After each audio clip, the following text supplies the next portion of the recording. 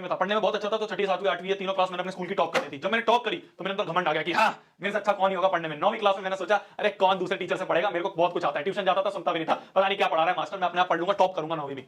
9वीं का रिजल्ट इतना बकवास आया, जितना मैं स्कोर करता था उससे 70-80% भी नहीं आया होगा। उस दिन जिस दिन रिजल्ट आया ना, उस दिन पापा डायरेक्ट वहां से पीटीएम से लेके गए मेरे को ट्यूशन वाले के पास कि देखो ये स्कोर आया। बहुत गिल्ट हुआ, बहुत रिग्रेट हुआ। उस दिन एक प्रण ले लिया कि भाई साहब अब कभी भी ना पापा को ये नहीं बोलना पड़ेगा कि ये लड़का पढ़ता नहीं है या इसने मेरे को पढ़ाई की वजह से जलील करवाया। ये दिमाग में बिठा लिया था कि अब इतनी मेहनत करूंगा ना, कोई कभी मेरे को ये नहीं बोलेगा कि ये लड़का पढ़ता नहीं है, कोई कभी मेरे को इस चीज के लिए मजबूर नहीं होगा, कभी पापा मम्मी इस चीज के लिए गिल्ट नहीं होंगे। 10वीं में बहुत मेहनत करी, 10वीं में टॉप करा, स्कूल टॉप कर दिया, अखबार में फोटो आ गई, स्कूल में इंटरव्यू हो गया, बहुत सारी चीजें हो गई। फिर उसके बाद 11वीं मेरे को पापा ने कोटा भेजा। 11वीं में मैंने आपको कभी बताया नहीं है इतना, मतलब ऐसे खुल के मैं कभी बताता नहीं हूं क्योंकि वो बहुत ही एक डार्क फेस था।